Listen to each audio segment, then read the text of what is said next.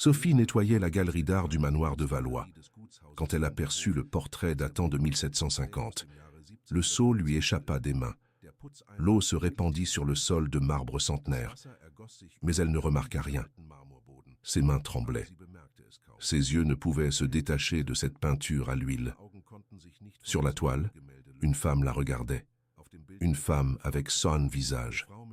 Ses yeux, sa tache de naissance sur l'épaule gauche, une identité parfaite. À côté de cette femme, un homme qu'elle connaissait. Un homme qui, à cet instant précis, se trouvait dans le bureau du 3e étage. Le propriétaire du manoir, Antoine de Valois. Sous le portrait, une inscription en latin qu'elle n'aurait jamais dû comprendre, mais qu'elle comprenait parfaitement. Amor qui transcendit tempus. L'amour qui transcende le temps.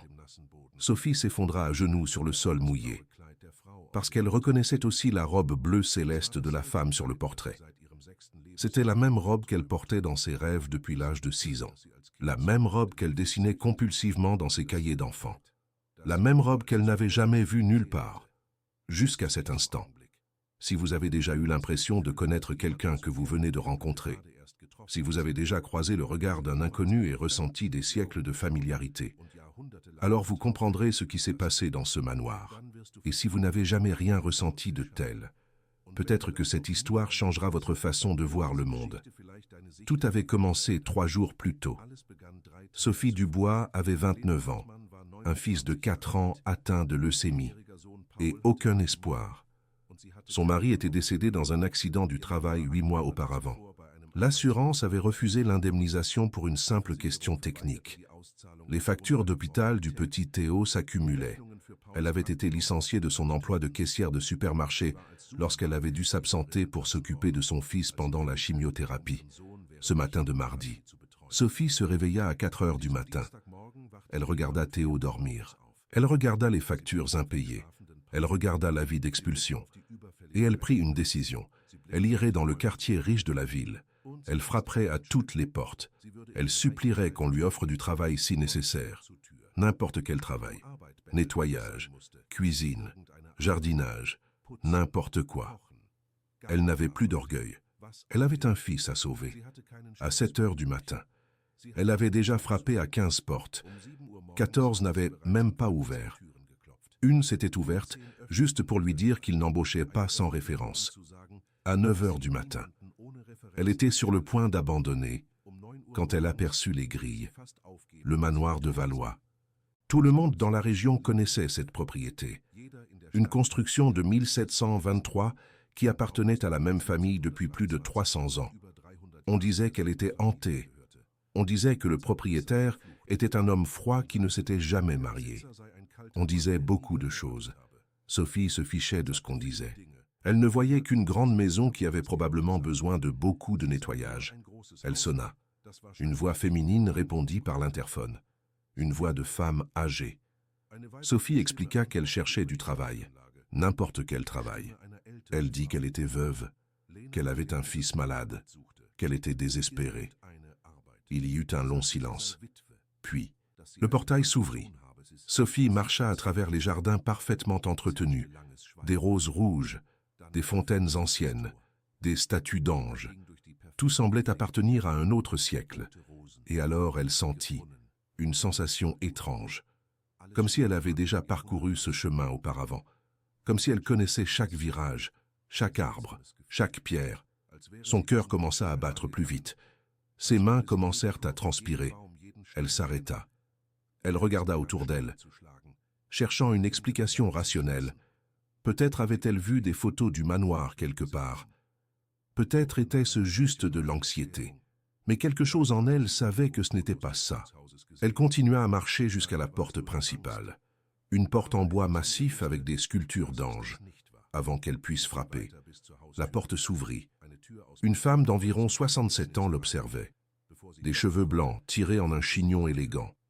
Des yeux bleus pénétrants. Une posture de quelqu'un qui avait été très belle et qui portait encore cette beauté dans sa façon de bouger. Mais ce qui attira le plus l'attention de Sophie fut l'expression sur le visage de la femme. C'était une expression de reconnaissance, comme si elle attendait Sophie. comme si elle savait exactement qui elle était. « Entrez, dit la femme. Je m'appelle Madame Geneviève. Je suis la grand-mère du propriétaire de cette maison. Et vous? Vous avez quelque chose de très important à découvrir ici. » Sophie ne comprenait pas, mais elle entra. L'intérieur du manoir était encore plus impressionnant que l'extérieur.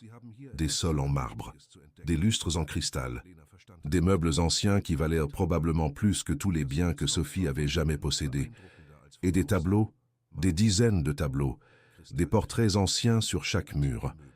Sophie sentit un frisson lui parcourir l'échine. Madame Geneviève la guida jusqu'à un salon. Elle demanda à une servante d'apporter du chocolat chaud, s'assit dans un fauteuil de velours rouge et observa Sophie pendant de longues secondes. « Vous avez un fils malade, » dit Madame Geneviève. Ce n'était pas une question. Sophie confirma. « Vous rêvez de cette maison depuis l'enfance. » Ce n'était pas non plus une question. Sophie se figea. « Comment savez-vous ça ?» Madame Geneviève sourit, un sourire triste et plein de signification. « Parce que je vous attendais depuis 50 ans, ma chère. Depuis le jour où j'ai trouvé un portrait dans le grenier et où j'ai tout compris. » Avant que Sophie puisse demander ce que cela signifiait, des pas lourds résonnèrent dans le couloir. Une voix masculine déchira l'air. « Grand-mère, qui est cette femme et pourquoi est-elle dans notre salon ?» Sophie se retourna, et le monde s'arrêta. L'homme avait environ 38 ans, grand, cheveux foncés, des yeux d'un vert profond qui semblaient contenir des océans entiers.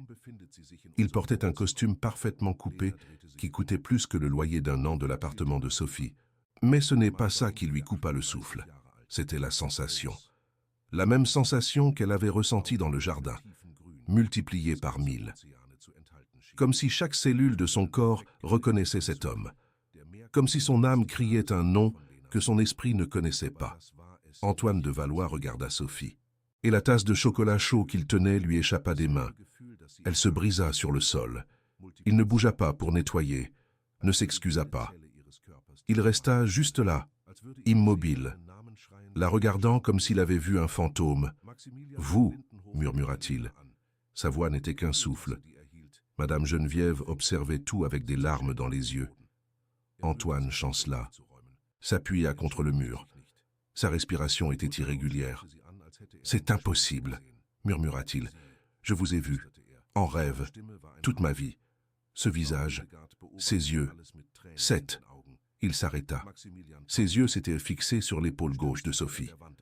La blouse simple qu'elle portait laissait entrevoir une petite partie d'une tache de naissance. Une tache en forme d'étoile. Antoine devint pâle. « La marque ?»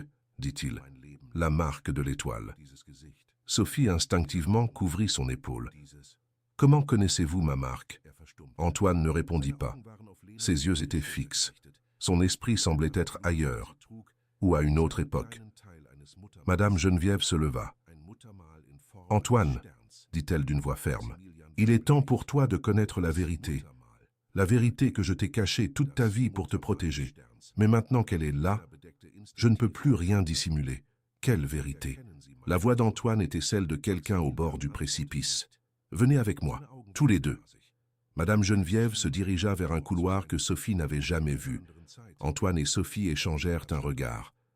Pendant un bref instant, leurs yeux se croisèrent, et en cet instant, quelque chose passa entre eux, quelque chose qu'aucun des deux ne pouvait expliquer, quelque chose qui existait avant les mots, avant les noms, avant les vies. Ils suivirent Madame Geneviève. Le couloir menait à une partie du manoir qui semblait encore plus ancienne que le reste. Les murs étaient de pierre, le sol était en bois qui craquait à chaque pas, l'air embaumait des siècles. Au bout du couloir, une porte. Madame Geneviève sortit une clé de son cou, une clé ancienne, en fer, qui semblait aussi vieille que la maison elle-même. Elle ouvrit la porte, la galerie d'art. Des dizaines de tableaux couvraient les murs, portraits de membres de la famille de Valois à travers les siècles, des hommes en perruques et habits, des femmes en robes, immenses, des enfants avec des expressions trop sérieuses pour leur âge. Mais il y avait un tableau différent des autres, un tableau au centre du mur principal, plus grand que les autres, recouvert d'un drap de velours violet. Madame Geneviève s'approcha du tableau. « Antoine, dit-elle. Tu m'as toujours demandé pourquoi je ne m'étais jamais mariée, pourquoi je n'avais jamais réussi à aimer aucune des femmes que j'ai connues, pourquoi je ressentais un vide que rien ne comblait. Antoine acquiesça en silence. Et toi, dit Madame Geneviève en regardant Sophie, tu t'es probablement toujours demandé pourquoi tu rêvais de cette maison, pourquoi tu dessinais des robes anciennes, pourquoi tu sentais que tu appartenais à une autre époque. Sophie sentit des larmes se former dans ses yeux. La réponse, dit Madame Geneviève, se trouve dans ce tableau, gardé dans cette galerie depuis 274 ans. Attendant le jour où vous deux finiriez par vous retrouver, elle tira le drap de velours, et Sophie comprit pourquoi elle était tombée à genoux. Le portrait montrait deux personnes. Une femme d'environ 25 ans, vêtue d'une magnifique robe bleue en soie, des cheveux foncés relevés en une coiffure élaborée de l'époque.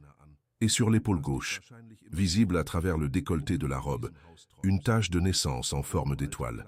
C'était Sophie. Chaque trait, chaque détail, c'était impossible. Mais c'était elle, à côté de la femme. Un homme, grand, cheveux foncés, yeux d'un vert profond. Antoine.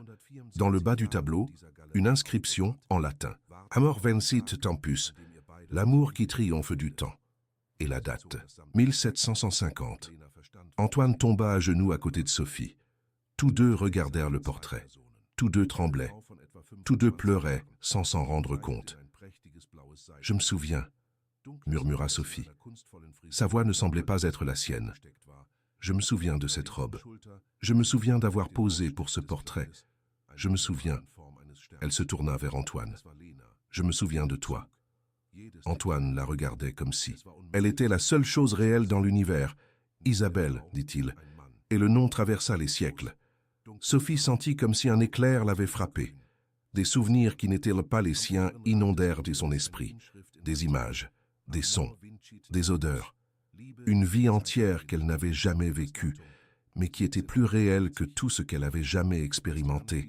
« Rodrigue », répondit-elle, et le nom sortit de ses lèvres comme si elle l'avait dit 1000 fois auparavant. Parce que c'était le cas, dans une autre vie, il y a 274 ans. Madame Geneviève observait la scène avec des larmes coulant sur son visage ridé. « J'ai trouvé ce portrait quand j'avais 17 ans, dit-elle. Il était caché dans le grenier, à couvert de poussière. Personne dans la famille ne savait qu'il existait.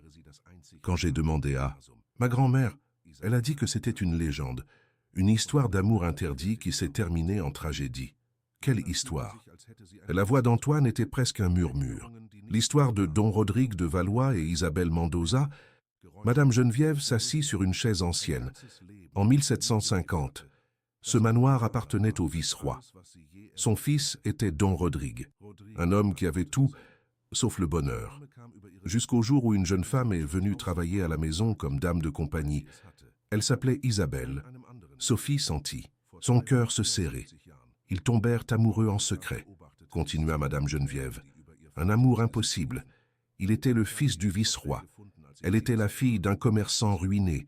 S'ils étaient découverts, le déshonneur serait total. Et ils ont été découverts. Est-ce, demanda Antoine. Presque. Rodrigue avait prévu de s'enfuir avec Isabelle. Il renoncerait au titre, à l'héritage, à tout. Il s'enfuirait en Espagne et commencerait une nouvelle vie. Il fit peindre ce portrait en secret, comme souvenir de l'amour qu'ils avaient. Madame Geneviève fit une pause, mais la nuit où ils devaient s'enfuir, le père de Rodrigue découvrit. Il ne savait rien d'Isabelle, mais il savait que son fils prévoyait d'abandonner la famille. En guise de punition, il envoya Rodrigue à la guerre en Europe, une sentence de mort déguisée en devoir. Qu'est-il arrivé à Isabelle? Sophie parvenait à peine à parler. Elle a attendu, dit Madame Geneviève. Elle a attendu 40 jours pour des nouvelles. Aucune lettre n'est arrivée, aucun message. Le 41e jour, son cœur a simplement cessé de battre. On dit qu'elle est morte de chagrin.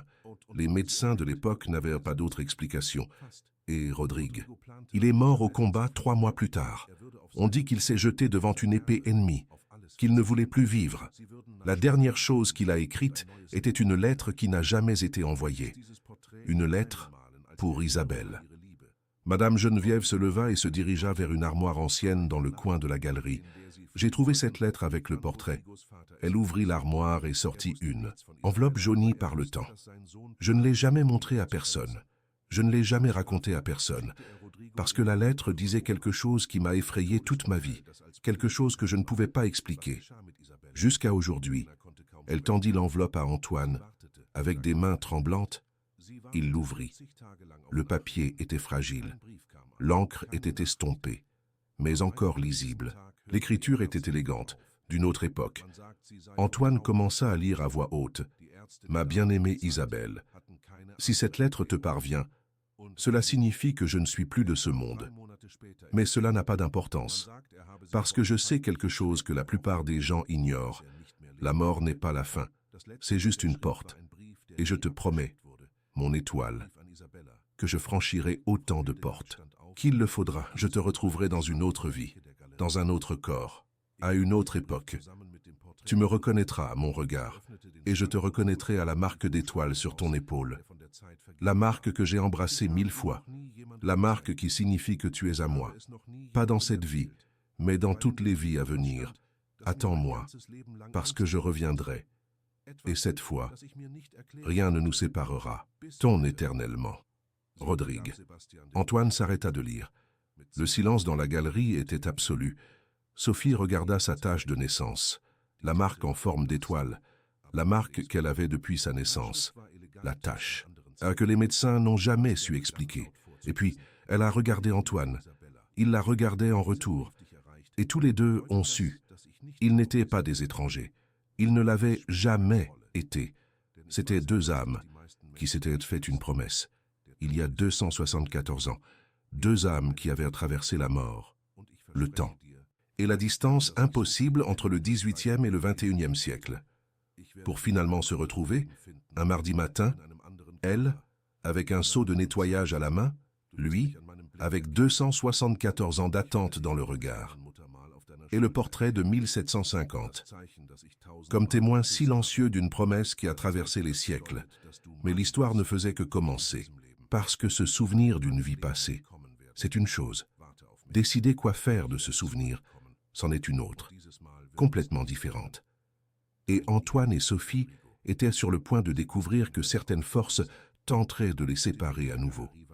Tout comme elles avaient séparé Rodrigue et Isabelle il y a 274 ans. La question était, aurait-il le courage de changer le destin cette fois-ci? Ou la tragédie se répéterait-elle? Les jours suivants furent les plus étranges de la vie de Sophie. Madame Geneviève insista pour qu'elle reste au manoir. Elle dit qu'elle ne pouvait pas laisser une mère avec un enfant malade retourner dans un appartement sur le point d'être saisie.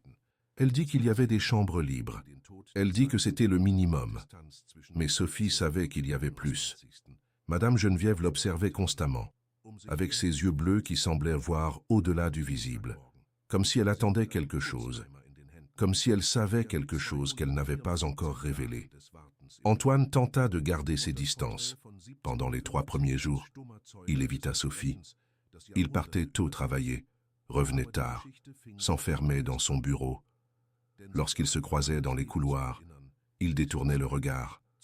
Mais Sophie percevait comment ses mains tremblaient lorsqu'ils étaient dans la même pièce.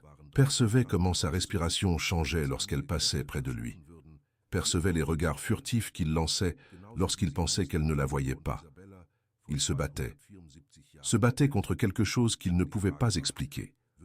Se battait contre des sentiments pour une femme qu'il venait de rencontrer. Se battait contre des souvenirs d'une vie qu'il était censé n'avoir jamais vécue. Sophie comprenait, parce qu'elle aussi se battait. Toutes les nuits, elle se réveillait baignée de sueur. Les rêves étaient de plus en plus vivides, plus détaillés, plus réels. Elle voyait 1750 comme si elle y était. Voyait le manoir encore en construction. Voyait les jardins en cours d'aménagement. Voyait des domestiques en uniforme d'époque courant dans tous les sens. Et voyait Rodrigue, l'homme qui était Antoine dans une autre vie. L'homme qu'elle aima avec une intensité qui transcendait la raison. L'homme qui promit de revenir pour elle. Dans les rêves, il se promenait dans les jardins, main dans la main. Dans les rêves, il récitait de la poésie en ancien français.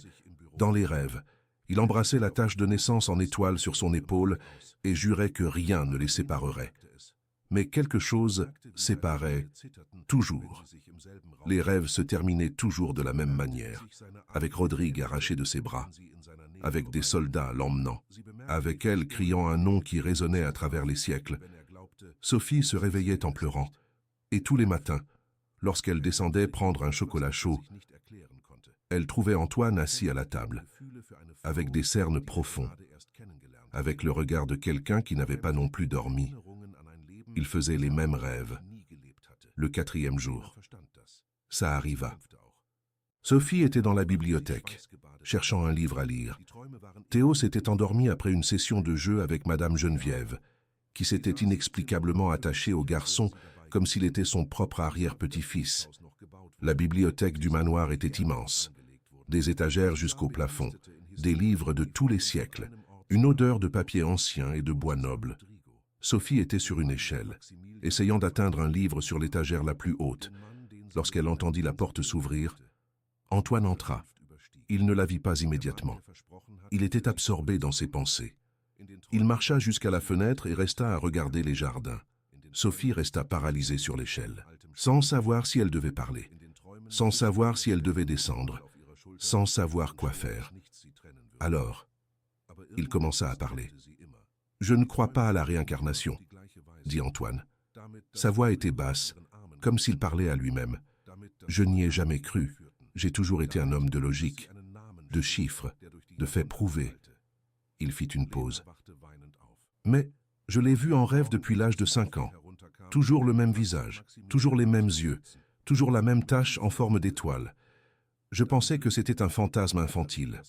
Après, j'ai pensé que c'était une sorte de problème psychologique. J'ai fait de la thérapie pendant des années pour essayer de comprendre. » Sophie descendit une marche de l'échelle. Le mouvement fit un petit bruit. Antoine se retourna. Leurs yeux se croisèrent. Et pour la première fois depuis ce jour à la galerie, aucun des deux ne détourna le regard. « Vous rêvez de moi aussi, n'est-ce pas ?» La voix d'Antoine était vulnérable, complètement différente de l'homme d'affaires froid que le monde connaissait.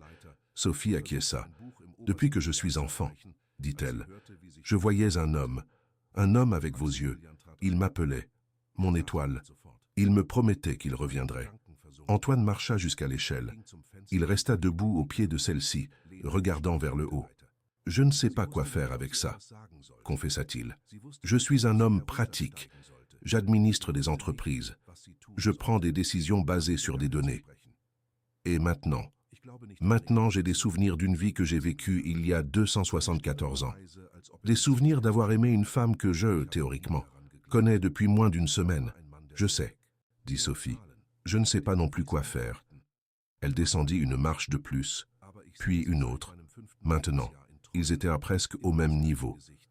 La distance entre eux était de moins d'1 mètre.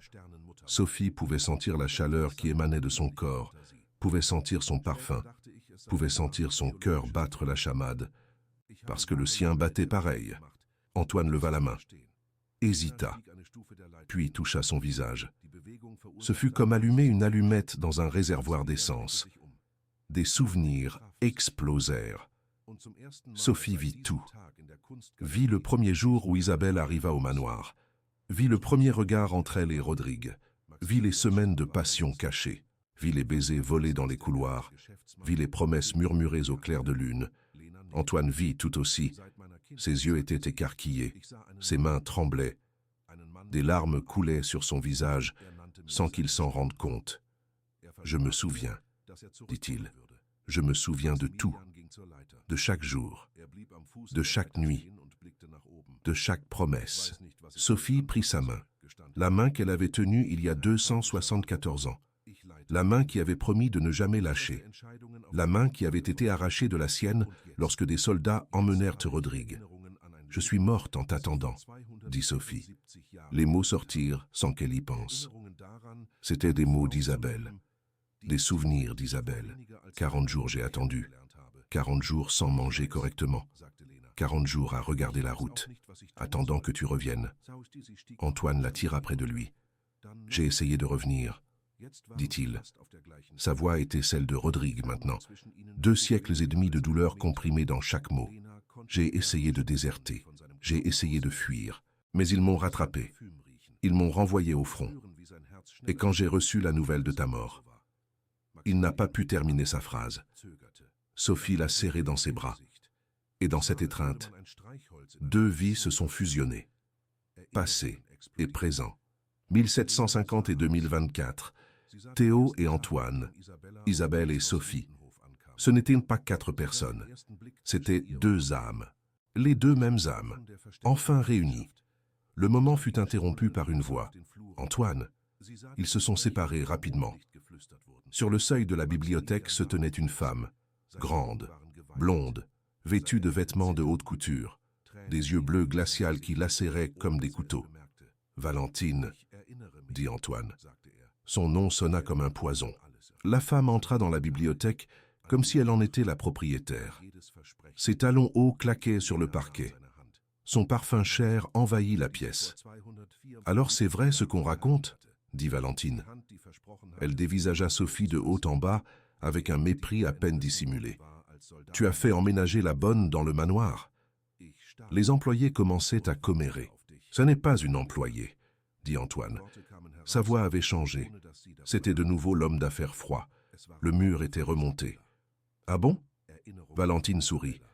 Un sourire cruel. « Alors qu'est-ce qu'elle est, mon cher ? Parce que pour autant que je sache, elle est arrivée ici en demandant du travail. Et maintenant, elle enlace le propriétaire des lieux dans la bibliothèque. » Ah ouais, Sophie sentit son visage brûler. « Cela ne te regarde pas, Valentine. Cela ne me regarde pas. » La voix de Valentine monta d'un cran. « Nous sommes fiancés depuis 2 ans, Antoine. Notre mariage est prévu pour mars. Nos parents l'ont déjà annoncé. Alors oui, cela me regarde quand mon futur mari enlace une autre femme. » Sophie sentit le sol se dérober sous ses pieds. Fiancé. Antoine était fiancé. Elle le regarda, espérant qu'il nie, espérant qu'il dise que c'était un mensonge. Mais Antoine détourna le regard. Et c'est à ce moment-là que Madame Geneviève apparut sur le pas de la porte. « Valentine, » dit la grand-mère d'Antoine d'une voix d'acier, « tu n'as pas été invitée. Geneviève, toujours aussi hospitalière. » Valentine ne se laissa pas intimider. « Je suis venue chercher quelques affaires que j'ai laissées ici. Et j'ai trouvé ça. » Elle pointa Sophie du doigt, comme si elle pointait un déchet. « Tu vas sortir maintenant, » dit Madame Geneviève. « Et tu ne reviendras pas tant que tu n'y auras pas été invitée. Antoine est mon fiancé. J'ai le droit de... » « Tu n'as le droit à rien dans cette maison, » interrompit Madame Geneviève. « Ce manoir est à moi. Antoine est mon petit-fils. Et tant que je serai vivante, je déciderai qui entre et qui sort. Maintenant, va-t'en avant que j'appelle la sécurité. » Valentine regarda Antoine. « Tu vas laisser ta grand-mère me mettre à la porte ?» Antoine ne répondit pas. Son silence en disait long. Valentine se tourna vers Sophie. « Profites-en tant que tu peux, ma petite. Tu n'es pas la première employée qui l'intéresse, mais c'est toujours moi qu'il choisit à la fin. » Elle sortit en claquant des talons. Le silence qui suivit était assourdissant. « Tu es fiancée, » dit Sophie. Ce n'était pas une question. Antoine ferma les yeux. « C'est un accord commercial. Nos familles sont partenaires depuis des décennies. Le mariage a été arrangé quand j'avais 25 ans. Tu l'aimes ?» Antoine la regarda. « Je n'ai jamais aimé personne de ma vie. Je n'y suis jamais parvenu. Je pensais qu'il y avait quelque chose qui clochait chez moi, que j'étais incapable d'aimer. » Il fit un pas vers elle, « Jusqu'à ce que je te voie. » Sophie recula. « Je ne peux pas être l'autre. J'ai un fils. J'ai de la dignité. Tu ne serais pas l'autre, » dit Antoine. « Tu serais la seule. Tu es la seule. Alors, romps tes fiançailles. » Antoine hésita. Et c'était tout ce que Sophie avait besoin de voir. Elle quitta la bibliothèque. Elle monta dans sa chambre. Elle commença à faire ses valises. Certaines choses ne changent pas. En 1750, la société les avait séparées. En 2024, la société était toujours une barrière. Elle était pauvre. Il était riche. Elle était veuve avec un enfant malade. Il était l'héritier d'une fortune. Certaines histoires n'étaient pas faites pour avoir une fin heureuse. Elle fermait sa valise quand la porte s'ouvrit. Madame Geneviève entra. « Vous ne pouvez pas partir, » dit la vieille dame. « Vous avez été très gentille, mais je n'appartiens pas à ce monde. Vous y appartenez plus que vous ne l'imaginez. » Madame Geneviève s'assit sur le lit. « Asseyez-vous, Sophie. J'ai encore une chose à vous raconter. » Sophie hésita. Mais quelque chose dans le regard de Madame Geneviève la fit s'asseoir. « Je ne vous ai pas raconté toute l'histoire, » dit la grand-mère d'Antoine. « Je vous ai parlé de Théo et Isabelle, de l'amour interdit, de la tragédie. Mais je ne vous ai pas dit ce qui s'est passé après. Après leur mort, après tout. » Madame Geneviève sortit quelque chose de sa poche. C'était un document ancien, jauni par le temps. J'ai trouvé ça avec le portrait et la lettre.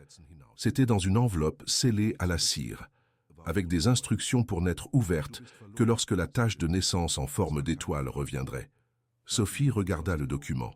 C'était un testament de 1750, écrit par Isabel Mendoza.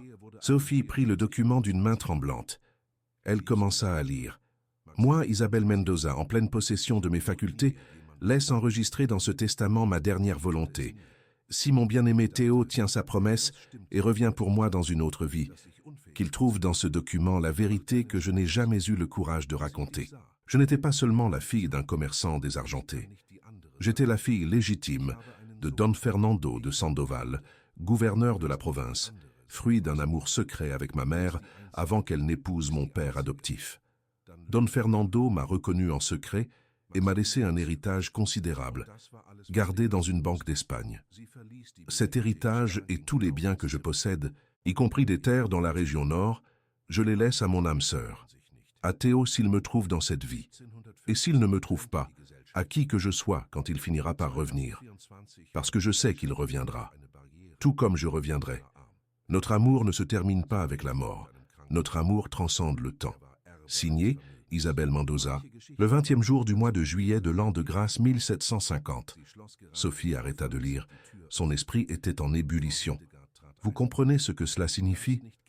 Madame Geneviève lui prit la main. Isabelle était l'héritière d'une fortune qu'elle vous a laissée, parce que vous êtes elle. Vous êtes la même âme. Mais cela fait 274 ans. Cet héritage ne peut plus exister. Madame Geneviève sourit. J'ai passé 50 ans à faire des recherches. J'ai engagé des avocats, des historiens, des enquêteurs. L'héritage d'Isabelle a été transféré dans une banque suisse, il y a 200 ans, par un descendant de Don Fernando qui voulait préserver ses volontés. L'argent a été investi. Il a fructifié. Et il est là jusqu'à aujourd'hui, attendant l'héritière légitime. Combien? La voix de Sophie n'était qu'un murmure. Assez pour que vous n'ayez plus jamais à vous soucier d'argent pour le reste de votre vie, et assez pour payer le meilleur traitement du monde au petit Lucas. Sophie commença à pleurer. Mais pourquoi me racontez-vous cela seulement maintenant? Parce que je devais en être sûr. Je devais vous voir tous les deux ensemble. Je devais voir la reconnaissance. Madame Geneviève se leva. Maintenant, j'en suis certaine. Tu es Sophie. Et lui, c'est Théo. Et cette fois, rien ne vous séparera. Parce que cette fois, tu n'es pas la simple employée pauvre qu'il ne peut pas choisir. Tu es l'héritière légitime. Tu es son égale. Sophie essuya ses larmes. Cela ne change pas le fait qu'il est fiancé à une autre. Il n'est fiancé que parce qu'il n'a jamais eu de raison de rompre, parce qu'il n'a jamais ressenti l'amour véritable, parce qu'il croyait qu'il était incapable d'aimer. Madame Geneviève s'avança vers la porte. Mais maintenant, il sait la vérité. Maintenant, il t'a trouvé. Et maintenant, la décision lui appartient. Et s'il ne me choisit pas, Madame Geneviève s'arrêta sur le seuil. S'il ne te choisit pas, alors peut-être n'est-ce pas vraiment Théo. Peut-être son âme a-t-elle besoin d'une vie supplémentaire pour apprendre. Mais quelque chose me dit que cette fois, ce sera différent. Parce que cette fois, il a 274 ans de solitude pour motiver le courage qui lui a manqué la dernière fois. Elle sortit. Sophie resta assise sur le lit, serrant le testament d'Isabella contre elle. Sa propre écriture d'une autre vie, ses propres mots, d'il y a 274 ans. Et une question, qui résonnait dans son esprit? Antoine aurait-il le courage de tout rompre pour elle? Ou l'histoire se répéterait-elle? Elle n'aurait pas à attendre longtemps la réponse. Parce que cette nuit-là même, quelque chose se produisit qui changea tout, quelque chose qu'aucun d'eux n'aurait pu prévoir, quelque chose qui révélerait des secrets encore plus profonds que le portrait de 1750. Il était presque minuit quand Sophie se réveilla. Ce n'était pas un rêve qui l'avait réveillée, c'était une voix qui l'appelait, son nom, murmuré, comme s'il venait de très loin, ou d'il y a très longtemps. Sophie se redressa dans son lit, regarda autour d'elle. La chambre était sombre. Lucas dormait paisiblement dans le berceau improvisé que Madame Geneviève avait arrangé. La voix revint. « Sophie. » Non, ce n'était pas Sophie. C'était un autre nom. Isabella. Sophie se leva comme si elle était en transe. Ses pieds touchèrent le sol froid. Elle marcha jusqu'à la porte, l'ouvrit. Le couloir était vide, illuminé seulement par la lumière de la lune qui entrait par les fenêtres. Mais elle savait où aller. C'était comme si ses pieds connaissaient le chemin, comme s'ils avaient parcouru ces couloirs 1000 fois auparavant. Et ils l'avaient fait. Il y a 274 ans. Elle descendit les escaliers, traversa le salon, passa devant la bibliothèque et continua jusqu'à atteindre une partie du manoir qu'elle ne connaissait pas encore. Une aile qui semblait abandonnée. La porte était entrebâillée. Sophie entra. C'était une chambre qui n'avait pas été utilisée depuis longtemps. Des meubles recouverts de draps blancs, de la poussière accumulée sur chaque surface, un air stagnant de décennies. Mais au centre de la pièce, quelque chose brillait. Un clavecin, un instrument de musique ancien, en bois sombre, des touches jaunies par le temps, un clavecin du XVIIIe siècle. Sophie s'approcha. Ses mains se posèrent sur les touches sans qu'elle ne le décide, et commencèrent à jouer. Une mélodie qu'elle n'avait jamais entendue, une mélodie qu'elle n'avait jamais apprise, une mélodie d'il y a 274 ans. Les notes emplirent la chambre, emplirent le manoir, emplirent la nuit, et Sophie pleurait en jouant, parce qu'elle se souvenait. Elle se souvenait d'Isabella, assise à ce même clavecin. Elle se souvenait de Rodrigo à ses côtés, tournant les pages de la partition. Elle se souvenait des nuits où ils jouaient ensemble, pendant que le reste de la maison dormait. Elle se souvenait de la musique qu'il avait composée pour elle, la musique qu'elle n'avait jamais oubliée, ni après sa mort, ni après sa renaissance. La musique qu'elle jouait maintenant, Isabella. Sophie arrêta de jouer. Antoine était à la porte. Son visage était pâle. Ses yeux étaient écarquillés. Il la regardait comme s'il voyait un fantôme. « Cette musique, » dit-il. Sa voix était un souffle. « J'ai rêvé de cette musique toute ma vie. Je l'entendais en rêve. Je me réveillais avec elle en tête. J'ai essayé de l'écrire, mais je n'ai jamais réussi à me souvenir des notes. Et maintenant tu la joues. » Sophie regarda ses propres mains. « Je ne sais pas jouer du piano. Je n'ai jamais appris. Je n'ai jamais touché un instrument de ma vie. » Antoine entra dans la pièce. « Mais tu as joué. Tu as joué comme si tu avais pratiqué pendant des années. Tu as joué comme si tu connaissais chaque note par cœur. »« Parce que je connais, » dit Sophie. Ou plutôt, Isabella connaissait. Cette musique, c'était notre musique. Tu l'avais composée pour moi, pour elle. L'été 1750, tu disais que c'était une promesse en forme de mélodie, que tant que cette musique existerait, notre amour existerait. Antoine chancela. Il alla vers un fauteuil recouvert et s'assit. Sa respiration était irrégulière. « J'ai vu, » dit-il. « Pendant que tu jouais, j'ai vu. J'ai vu cette pièce il y a 274 ans. J'ai vu Isabella assise à ce clavecin. J'ai vu Rodrigo à côté d'elle. Je me suis vu à côté de toi. » Sophie alla vers lui, s'agenouilla devant le fauteuil, prit ses mains, et au moment où leurs mains se touchèrent, cela arriva. La vision. Ce n'était pas comme les autres souvenirs. Ce n'étaient pas des fragments. Ce n'étaient pas des rêves. C'était complet, total, absolu. Tous deux virent au même moment. Virent 1750, comme s'ils y étaient, virent le manoir fraîchement construit, virent les jardins en fleurs, virent les domestiques dans leurs uniformes, virent tout et se virent eux-mêmes, Rodrigo et Isabella, jeunes, amoureux, désespérés, virent la première rencontre. Le moment où les yeux de Théo croisèrent ceux de Sophie dans l'escalier du manoir, le moment où tous deux surent que leur vie venait de changer pour toujours, virent les semaines suivantes, les regards volés, les conversations apparemment innocentes, les mains qui se touchaient par accident, les cœurs qui battaient assez plus fort à chaque rencontre, virent la première déclaration. Une nuit dans le jardin, pleine lune, Rodrigo agenouillé devant Isabella. Des mots d'amour qui traversèrent les siècles, une promesse d'éternité, virent l'amour interdit se développer, les rencontres secrètes, les baisers cachés, les plans murmurés, l'espoir d'un futur impossible, virent le portrait en cours de peinture, l'artiste qui jura de garder le secret, les heures où ils posèrent ensemble, feignant d'être seulement des amis, l'inscription en latin que Rodrigo fit écrire, l'amour qui vint le temps, virent la tache de naissance en forme d'étoile sur l'épaule d'Isabella, virent Rodrigo embrasser cette marque et dire « Tant que cette étoile brillera sur toi, tu seras mienne, dans n'importe quelle vie, à n'importe quelle époque. » Et puis, ils virent la tragédie, virent la nuit où tout s'effondra, virent le père de Rodrigo découvrir les plans de fuite, virent la fureur dans ses yeux, virent les soldats être appelés, virent Rodrigo être traîné loin d'Isabella, virent Sophie crier, implorer,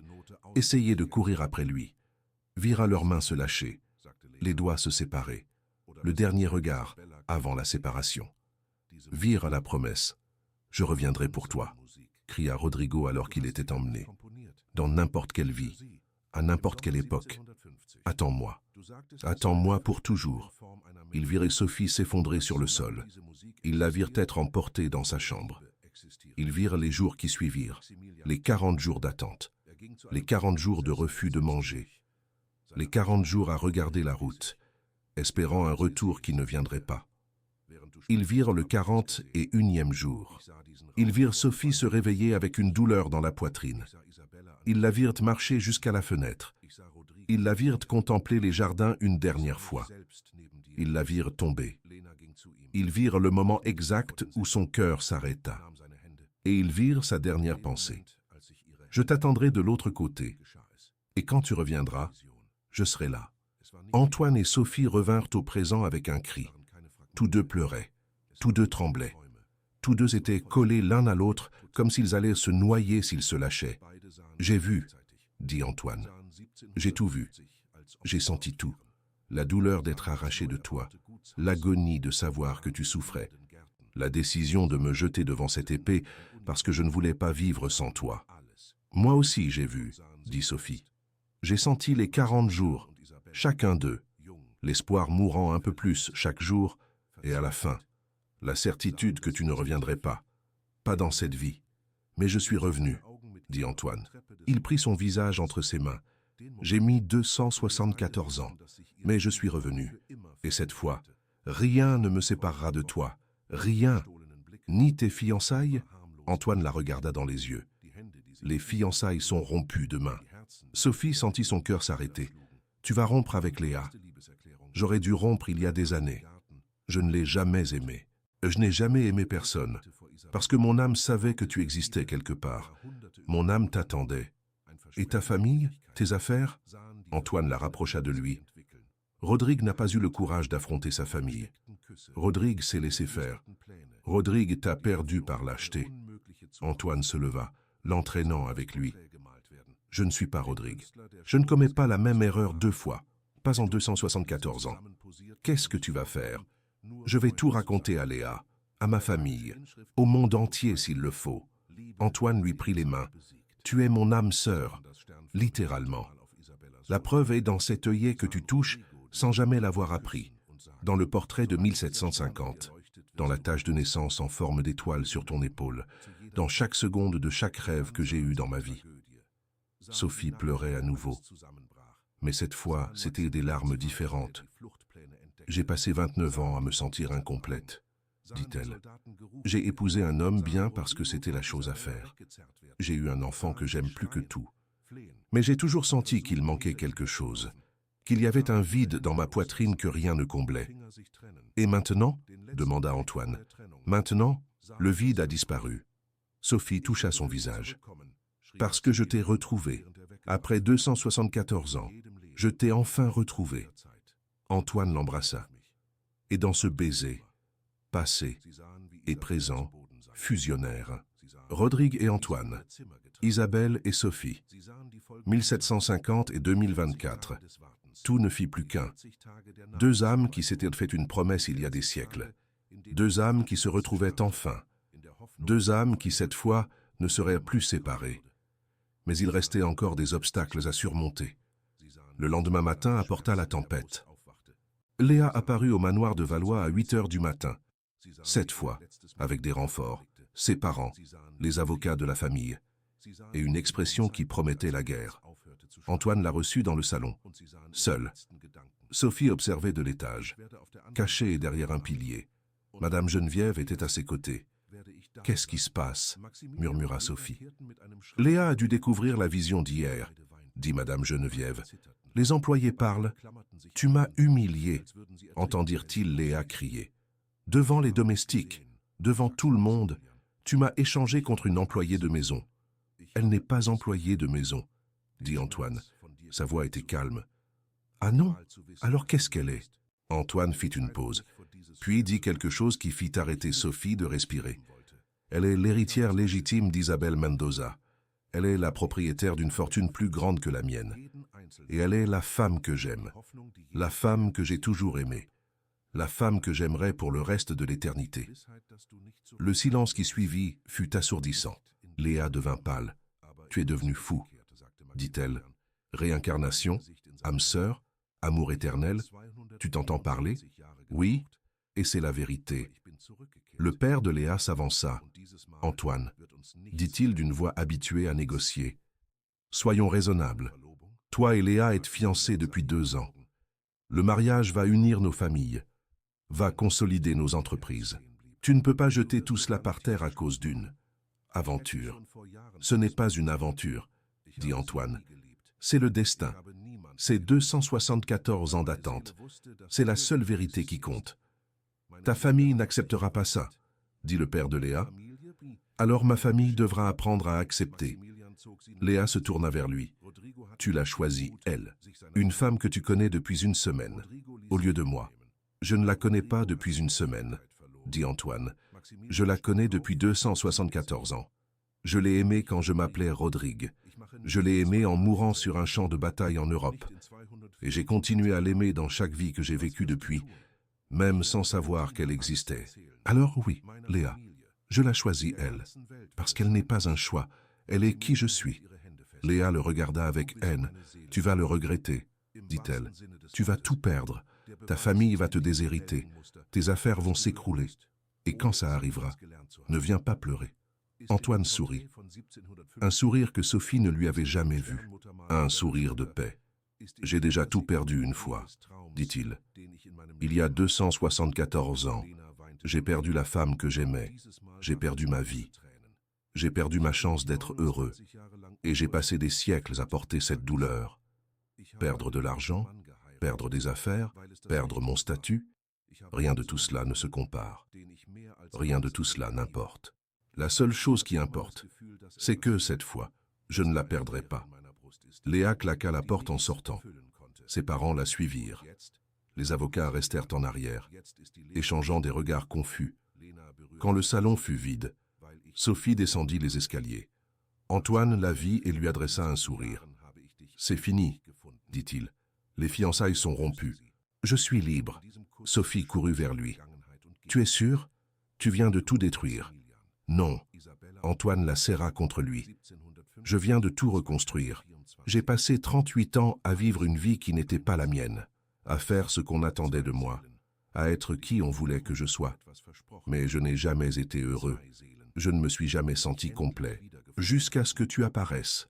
Et maintenant, dit-il, je peux enfin vivre, vraiment. » Madame Geneviève apparut dans l'escalier. Ses yeux étaient humides. Rodrigue n'a jamais eu ce courage, dit-elle. Rodrigue s'est laissé faire. Mais toi, tu es différent. Tu es plus fort qu'il ne l'a été. J'ai eu 274 ans pour apprendre, dit Antoine. Et je ne vais pas gâcher cette seconde chance. Sophie le regarda. L'homme qui avait été Rodrigue, pour l'homme qui avait promis de revenir, pour l'homme qui avait tenu sa promesse. Et elle sut que cette fois, ce serait différent. Cette fois, l'histoire aurait une fin heureuse. Mais il y avait encore une chose en suspens. Théo, le petit garçon de 4 ans, qui luttait contre la leucémie. Le petit garçon qui était la raison pour laquelle Sophie était venue au manoir. En premier lieu, cet après-midi-là, quelque chose d'étrange se produisit.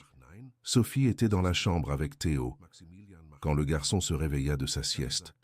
Il regarda autour de lui avec des yeux clairs, plus clairs qu'il ne l'avait été depuis des mois. « Maman, dit-il, qui est l'homme du tableau ?» Sophie se figea. « Quel homme, mon amour? L'homme qui vient me rendre visite la nuit. Il ressemble à l'oncle Antoine, mais il porte des vêtements différents, des vêtements anciens. » Sophie sentit un frisson. « Que te dit-il » Théo réfléchit. « Il dit qu'il va me protéger, que je suis très important, que je dois rester fort pour vous aider. Toi et l'oncle Antoine. Il dit que vous vous aimez depuis très longtemps et que je suis venu pour vous aider à rester ensemble. » Cette fois, Sophie ne pouvait pas parler. « Maman, dit Théo, je me sens mieux, mon ventre ne me fait plus mal. » Sophie toucha son front. Il n'avait pas de fièvre. Pour la première fois depuis des semaines, il n'avait pas de fièvre. Elle courut trouver Madame Geneviève. Elle raconta ce que Théo avait dit. Madame Geneviève écouta en silence. Puis elle dit quelque chose qui fit trembler Sophie. « Il y a une légende dans la famille, dit-elle. Une légende qui dit que lorsque les âmes sœurs se retrouvent enfin, l'univers s'aligne. Les maladies guérissent. Les destins changent.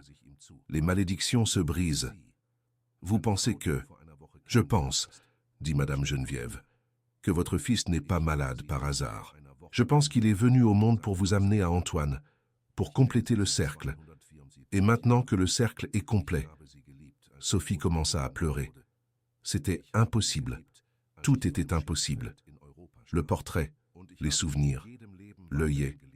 Et maintenant, ça. Mais, impossible ou non, Théo allait mieux.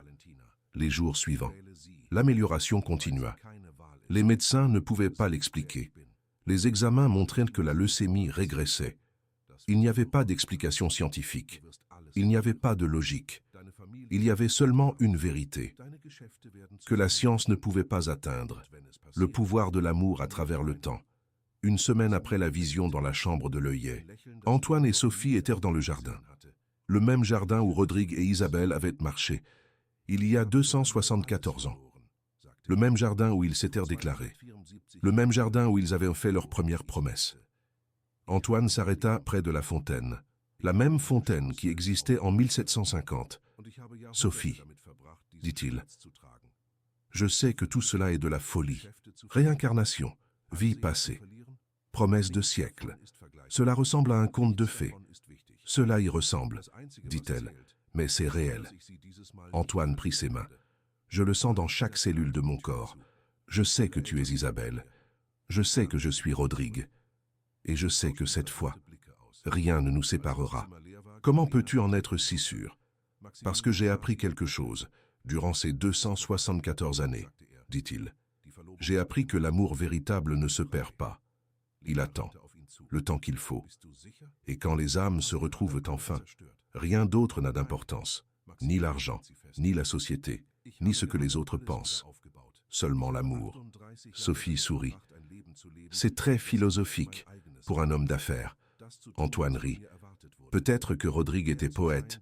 Peut-être que quelque chose de lui est resté en moi. » Il s'agenouilla. Sophie cessa de respirer. « Isabelle Mendoza, dit Antoine. Sophie Fuentes, âme que j'ai aimée il y a 274 ans et que je continuerai d'aimer pour l'éternité. Voulez-vous m'épouser ?» Il sortit une boîte de sa poche, monta à l'intérieur. Une bague ancienne, une bague que Sophie reconnut immédiatement. Cette bague, murmura-t-elle, elle appartenait à Isabelle, dit Antoine. Madame Geneviève l'a gardée toutes ces années. Rodrigue l'avait achetée pour la lui donner, la nuit où il s'enfuirait. Il n'en a jamais eu la chance, mais moi, je l'ai. Sophie pleurait. Oui, dit-elle.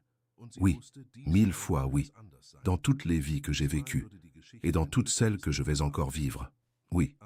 Antoine passa la bague à son doigt, et la bague s'adapta parfaitement, comme si elle avait été faite pour elle, parce qu'elle l'avait été.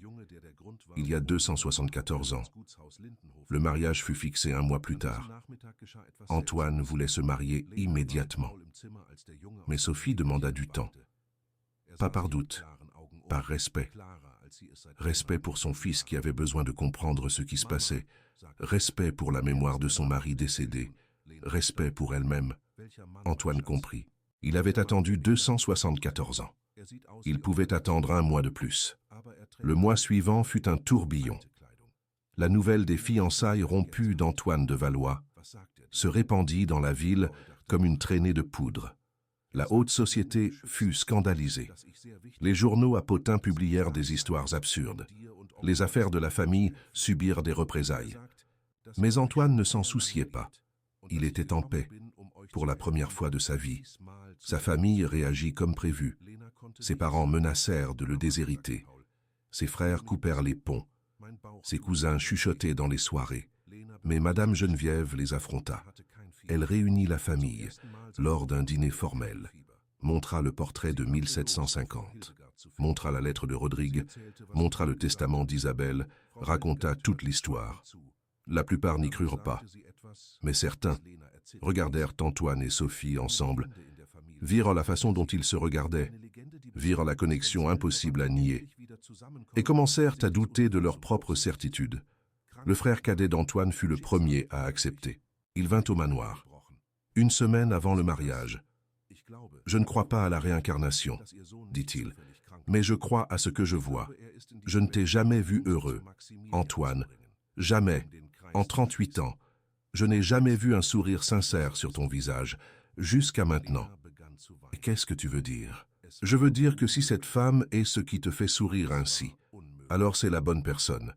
Peu importe comment vous vous êtes rencontrés, peu importe ce que les autres disent. Ce qui compte, c'est que tu sembles enfin vivant. » Antoine embrassa son frère. C'était le premier pas pour reconstruire les ponts brûlés. Quant à Théo, l'amélioration continua. 3 semaines après les retrouvailles d'Antoine et Sophie, les médecins firent de nouveaux examens. Le résultat fut impossible. La leucémie avait disparu complètement. Les médecins n'avaient aucune explication. Ils appelèrent des spécialistes, refirent les tests, consultèrent des collègues d'autres villes. Rien. La maladie n'existait tout simplement plus. Quand Sophie reçut la nouvelle, elle pleura pendant des heures. Antoine pleura avec elle. Madame Geneviève sourit et dit que certaines choses étaient au-delà de la médecine. Le pouvoir de l'amour à travers le temps, répéta-t-elle. Je le savais. Théo, quant à lui, continuait de parler de l'homme du tableau. Il dit qu'il est heureux, raconta Théo, un soir. Il dit que vous allez être très heureux et qu'il va prendre soin de moi, là-haut. Sophie serra son fils fortement. Qui est cet homme, mon amour? Quel est son nom alors? Sophie réfléchit. Il a dit qu'avant il s'appelait Rodrigue, mais qu'aujourd'hui il préfère qu'on l'appelle grand-père. Sophie sentit son cœur s'arrêter. Grand-père? Théo acquiesça. Il a dit que je suis son petit-fils, parce que toi, tu étais sa fille dans une autre vie. Ou quelque chose comme ça. Je n'ai pas très bien compris. Sophie se précipita pour raconter à Madame Geneviève. La vieille dame écouta en silence. Puis elle esquissa un sourire. Ça a du sens, dit-elle. Est-ce dans la vision que vous avez eue? Isabelle est morte 40 jours après le départ de Rodrigue, mais elle n'est pas morte seule. Que voulez-vous dire, madame? Il y a un autre document que j'ai trouvé au grenier, dit Madame Geneviève, un registre de décès. Isabelle Mendoza est morte le 41e jour d'attente, mais dans le même registre. Il y a une annotation. Elle était enceinte de 2 mois. Sophie sentit le sol se dérober sous ses pieds. Enceinte, le fils de Rodrigue et Isabelle est mort avec elle. Il n'est jamais né. Madame Geneviève prit les mains de Sophie. Mais peut-être que cette âme a attendu aussi. Attendu pour revenir quand vous vous retrouveriez. Théo est le fils de Rodrigue et Isabelle, ou peut-être le petit-fils, ou peut-être seulement une âme connectée à votre histoire. Madame Geneviève soupira. Certaines choses ne peuvent pas être expliquées. Certaines choses sont, tout simplement. Sophie regarda par la fenêtre. Théo jouait dans le jardin avec Antoine. Les deux riaient ensemble, comme s'ils étaient une famille depuis des siècles. Peut-être l'étaient-ils. Le jour du mariage arriva. C'était un samedi matin. Le soleil brillait sur le manoir de Valois. Les jardins étaient décorés de fleurs blanches et bleues. Les mêmes couleurs que la robe d'Isabelle sur le portrait de 1750. La cérémonie aurait lieu dans la chapelle de la propriété. La même chapelle où Rodrigue et Isabelle avaient prévu de se marier, 274 ans plus tôt. La même chapelle qui n'avait jamais vu ce mariage avoir lieu, jusqu'à aujourd'hui. Sophie se regarda dans le miroir de la chambre. La robe était une réplique exacte de la robe d'Isabelle sur le portrait. Madame Geneviève l'avait fait faire. Chaque détail était identique. Le bleu de la soie, la coupe de l'époque adaptée au présent. Même la façon dont elle laissait apparaître la tache de naissance en forme d'étoile sur l'épaule. « Vous êtes magnifique », dit Madame Geneviève derrière elle. Sophie se retourna. « Je suis nerveuse, nerveuse. » Madame Geneviève rit. « Vous avez attendu 274 ans pour ce moment. Il n'y a aucune raison d'être nerveuse, seulement de la joie. Et si je me réveillais et découvrais que tout était un rêve ?» Madame Geneviève s'approcha, prit les mains de Sophie. « Regardez-moi, dit-elle. J'ai attendu 50 ans pour ce jour. 50 ans à garder le secret. 50 ans à croire qu'un jour vous reviendriez. Et maintenant ça arrive. Vous ne rêvez pas. Vous vivez la vie que vous auriez toujours dû vivre. La vie que la tragédie vous a volée il y a 274 ans. Mais le destin l'a ramenée. » Sophie embrassa la vieille dame. « Merci, murmura-t-elle, d'avoir gardé le secret, d'avoir cru, de m'avoir accueilli quand je n'étais qu'une étrangère frappant à votre porte. Vous n'avez jamais été une étrangère, dit Madame Geneviève. Vous avez toujours fait partie de cette famille. Il a juste fallu 274 ans pour rentrer à la maison. » La musique commença. Ce n'était pas la marche nuptiale traditionnelle. C'était la mélodie que Sophie avait jouée au clavecin. La mélodie que Rodrigue avait composée pour Isabelle. La mélodie qui avait traversé les siècles. Antoine avait engagé un orchestre pour la jouer. Sophie marcha jusqu'à la chapelle avec Théo à ses côtés. Le garçon tenait les alliances sur un coussin de velours. Il portait un petit costume et souriait jusqu'aux oreilles. À l'entrée de la chapelle, Antoine attendait. Il portait un costume qui était aussi inspiré de l'époque. Pas une réplique exacte, mais un hommage. Une reconnaissance du passé tout en construisant l'avenir. Quand leurs yeux se croisèrent, le monde s'arrêta. Tout comme il s'était arrêté 274 ans plus tôt, sur l'escalier du même manoir. Lors de la première rencontre entre Rodrigue et Isabelle, Antoine tendit la main, Sophie la prit. Et ensemble, ils marchèrent jusqu'à l'autel. La cérémonie fut simple et émouvante. Le prêtre parla d'amour éternel, d'âmes qui se rencontrent à travers le temps, de promesses qui transcendent la mort. Il ne savait pas à quel point ces mots étaient littéraux. Quand vint le moment des vœux, Antoine commença le premier. « Isabelle », commença-t-il. Sophie écarquilla les yeux. Il l'appelait par le nom d'une autre vie, devant tout le monde. Antoine sourit. « Je sais que maintenant, tu t'appelles Sophie. Et j'aime ce nom. J'aime chaque partie de la femme que tu es dans cette vie. Mais je dois aussi parler à Isabelle, parce que c'est elle que j'ai aimée en premier. C'est elle que j'ai perdue. C'est elle que j'ai promis de retrouver. » Les larmes commencèrent à couler sur le visage de Sophie. « Isabelle, » continua Antoine, « j'ai promis de revenir pour toi. J'ai promis en 1750, alors qu'on m'entraînait loin de toi. J'ai promis que je te retrouverais dans une autre vie, que je te reconnaîtrais à la tache de naissance en forme d'étoile, que notre amour vaincrait le temps. » Il prit ses mains. J'ai mis 274 ans, mais me voilà, tenant ma promesse, et en faisant une autre. Je promets que cette fois, rien ne nous séparera, ni famille, ni société, ni la mort elle-même. Parce que notre amour a déjà prouvé qu'il est plus fort que la mort, a déjà prouvé qu'il transcende le temps et continuera de le prouver pour toute l'éternité.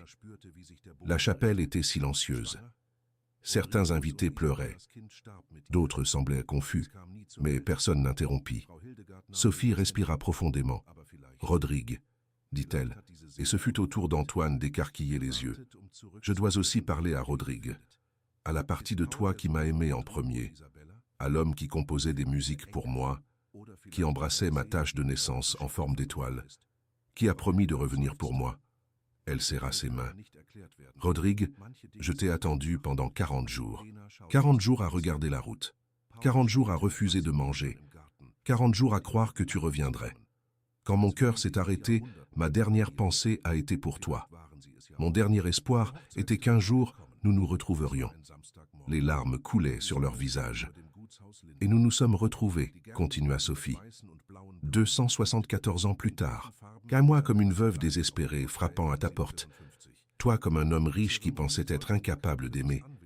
Mais nos cœurs se sont reconnus, nos âmes se sont souvenues, et nous voici, enfin ensemble, enfin en train de terminer ce que nous avons commencé il y a si longtemps. Elle le regarda dans les yeux. « Antoine, Rodrigue, ou quel que soit le nom que tu aies dans n'importe quelle vie, je promets de t'aimer, dans cette vie et dans toutes celles à venir, parce que tu es mon âme sœur, littéralement, et j'ai passé trop de temps sans toi. » Le prêtre s'éclaircit la gorge. Ses yeux étaient également humides. « Par les pouvoirs qui me sont conférés, dit-il d'une voix étranglée, je vous déclare mari et femme. Vous pouvez embrasser la mariée. » Antoine tira Sophie vers lui et l'embrassa. Ce n'était pas seulement un baiser de mariage. C'était un baiser de 274 ans. Un baiser qui scellait une promesse faite en 1750. Un baiser qui disait « Enfin, enfin nous sommes réunis. Enfin, l'attente est terminée. » Les invités applaudirent. Théo sauta de joie. Madame Geneviève pleurait ouvertement. Et quelque part, invisible à tous, deux âmes d'une autre époque trouvèrent enfin la paix, Rodrigo et Isabella, réunis à nouveau, à travers Antoine et Sophie. La réception eut lieu au manoir. Les mêmes jardins où Rodrigo et Isabella s'étaient déclarés furent le théâtre de la célébration. Il y avait de la musique, de la nourriture, de la danse. Il y avait des rires et des larmes de joie. Il y avait une sensation qu'une chose miraculeuse était arrivée au milieu de la fête.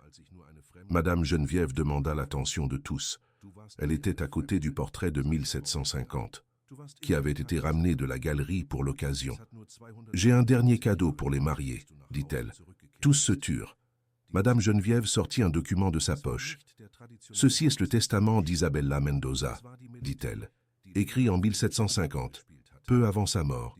Dedans, Isabella lègue tout son héritage à son âme sœur, à Rodrigo, s'il la trouvait dans cette vie, ou à qui qu'elle soit, quand il reviendrait enfin. Elle regarda Sophie. « J'ai passé 50 ans à faire des recherches. L'héritage d'Isabella existe. Il a été préservé par les descendants de Don Fernando, son père biologique. L'argent a été investi. Il a fructifié. Et il est dans une banque suisse, attendant l'héritière légitime. » Sophie sentit ses jambes flancher. Antoine la soutint. « Combien ?» demanda quelqu'un dans la foule.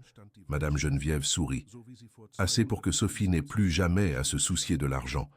Assez pour garantir l'avenir de Théo. Assez pour qu'elle entre dans ce mariage comme une égale, pas comme quelqu'un qui a besoin d'être entretenu. » Elle remit le document à Sophie. « Ceci est votre droit, dit-elle. L'héritage qu'Isabella vous a laissé, à la femme que vous seriez, quand Rodrigo tiendrait enfin sa promesse. » Sophie prit le document avec des mains tremblantes. « Je n'ai pas besoin d'argent, dit-elle. J'avais seulement besoin de le trouver, lui. »« Je sais, dit Madame Geneviève. Mais Isabella voulait que vous ayez le choix. Voulait que vous puissiez rester avec Antoine par amour, pas par nécessité. voulait que vous soyez libre, et maintenant, vous l'êtes. Antoine embrassa sa grand-mère. Merci, dit-il, pour tout, pour avoir gardé le secret, pour nous avoir réunis, pour nous avoir donné cette chance. Madame Geneviève toucha son visage. J'ai seulement fait ce que l'amour m'a demandé de faire. Le reste, c'était le destin. La fête continua tard dans la nuit. Quand les derniers invités furent repartis, Antoine et Sophie restèrent seuls dans les jardins. Théo dormait dans les bras de Madame Geneviève. La pleine lune illuminait le manoir. La même lune qui avait illuminé Rodrigo et Isabella, il y a 274 ans. « Tu regrettes quelque chose ?» demanda Sophie. Antoine réfléchit. « Oui, dit-il. Je regrette de ne pas t'avoir trouvé plus tôt. Je regrette chaque jour que j'ai passé sans savoir que tu existais. Je regrette de... » Sophie l'interrompit avec un baiser. « Ne regrette rien, dit-elle. Nous nous sommes trouvés. C'est ce qui compte. Pas quand, pas comment. Juste que c'est arrivé. » Antoine sourit. « Tu as raison. » Ils restèrent en silence pendant un moment, regardant les étoiles, pensant à toutes les vies qu'ils avaient vécues, pensant à toutes les vies qu'ils vivraient encore, ensemble. « Qu'est-ce que tu penses qu'il se passe maintenant ?» demanda Sophie. Antoine la regarda. « Maintenant, dit-il, nous vivons. Enfin, vraiment. Nous nous réveillons tous les jours l'un à côté de l'autre. Nous élevons Théo ensemble. Nous vieillissons ensemble. Et quand cette vie sera finie, nous nous retrouverons de nouveau, dans la prochaine, et dans la suivante, et dans toutes celles qui viendront. Tu promets ?» Antoine toucha la tache de naissance en forme d'étoile sur son épaule. « Je promets, dit-il. Comme je l'ai promis il y a 274 ans. Je te trouverai toujours. Tu es mon étoile, mon guide à travers le temps, ma raison d'exister. » Sophie posa sa tête sur son épaule. « Alors commençons, dit-elle. Vivons cette vie, la vie que Rodrigo et Isabella n'ont jamais eue, la vie qui nous a été volée, la vie qui, enfin, est à nous. » Antoine la serra dans ses bras, et ensemble, ils regardèrent le portrait de 1750 qui était encore exposé sur la véranda. Deux personnes d'une autre époque, les mêmes visages, les mêmes yeux, le même amour.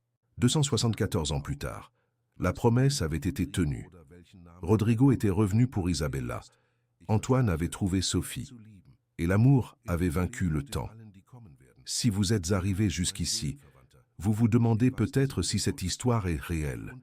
La vérité est que ça n'a pas d'importance. Ce qui importe, c'est le message.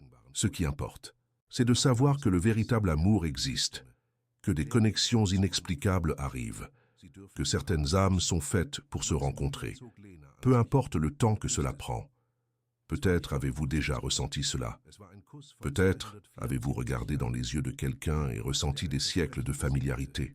Peut-être avez-vous rencontré quelqu'un et senti que vous vous connaissiez déjà quelque part. Peut-être avez-vous aimé quelqu'un avec une intensité qui n'avait pas de sens.